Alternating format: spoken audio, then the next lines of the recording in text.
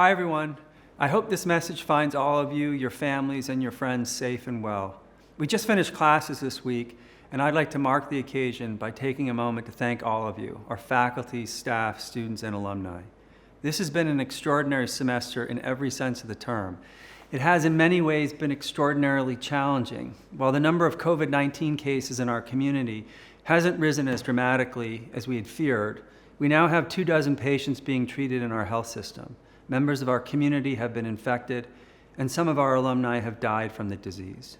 The economic impact of this pandemic has meant that we've had to make difficult decisions across the university, especially within the health system, which has been hurt financially because it's been so well prepared medically for COVID-19 patients. At the same time, many of our employees have had to juggle work and family, faculty have had to adjust their courses and course plans to teach online, and our students have had to adjust to being both at home and online.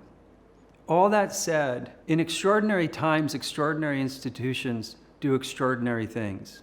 And this 200-year-old institution is extraordinary. It survived the Civil War, 2 world wars, and the Korean and Vietnam Wars. It survived 9/11 and the 1918 flu pandemic. In fact, UVA didn't just survive these crises and others. It's managed to thrive over time. And so it is and will be with this pandemic, which poses a challenge unlike any other we've seen in our lifetime.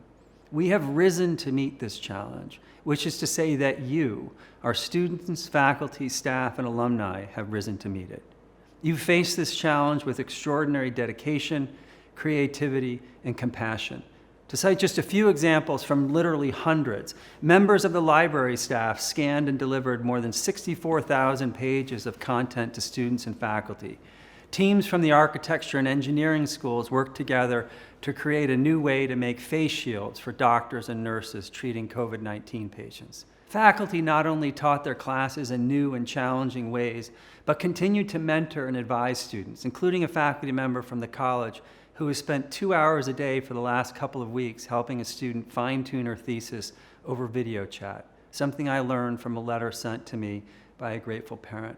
A team of UVA employees and volunteers has provided aid to hundreds of furloughed contract workers, and a group from the law school volunteered to help them apply for unemployment benefits. A team of UVA faculty, lab professionals, and staff created the first local test in Virginia for COVID-19, and they can now test hundreds of people a day, not just those from UVA in Charlottesville, but across the Commonwealth of Virginia. 2 health system employees traveled to Tennessee to bring back a robot that's now being used to sanitize up to 6,000 N95 masks per day so that they can be reused. You've also supported each other all along the way, making it abundantly clear just how strong and connected this community is at its best. A group of students created Who's Helping Who's, a network that connects students who need assistance with members of the community who can offer it. And staff from Student Financial Services and Student Affairs have worked together to distribute nearly $1 million in assistance to students in need.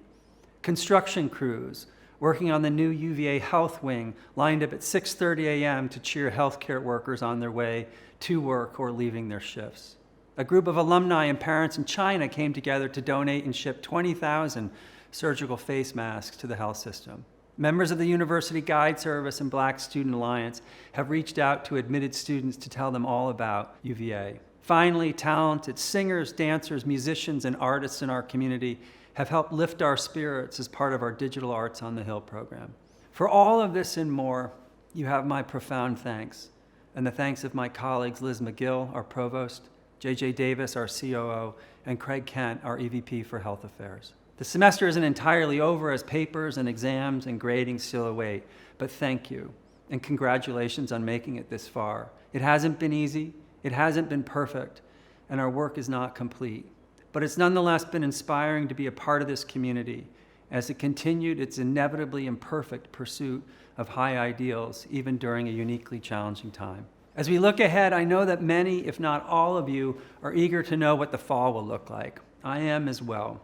We will certainly be open and offering courses, that much is clear. Our hope is that we will have students back on grounds and that we'll be teaching our courses in person. We're working night and day to figure out how we might do that safely. We're also making contingency plans in case not all students can be here in person, and in case some courses will need to be online. This is a complicated task, but we have a remarkable group of faculty, staff, and students working on it. We'll keep you posted on our progress and expect to announce our plans for the fall in mid-June. We already know that next fall will call on us to summon once again the flexibility, creativity, and resilience that carried us through this semester. Runners tend to overuse marathon analogies, so I apologize in advance for ending this message with yet another, but I can't resist. If you've ever run a marathon, you know that it's at about mile 11 or so that you start to realize that marathons are long and they are hard. But you tell yourself repeatedly that there is a finish line and that you will get there, even if you can't see it yet. You just have to keep running one step at a time. And you have to remind yourself that you're not in this alone. You know you'll get support and encouragement from your fellow runners and spectators. We're at mile 11 in this pandemic. There's still a long road in front of us, and at times it will be hard. But there is a finish line ahead, even if we can't see it yet. We will cross that line together, supporting each other the whole way. And when we do cross that line, we'll likely be a little tired and sore, and maybe even a bit bruised. But we'll be better and stronger for the experience, and we'll share a bond that won't soon be broken. Thank you, and be well.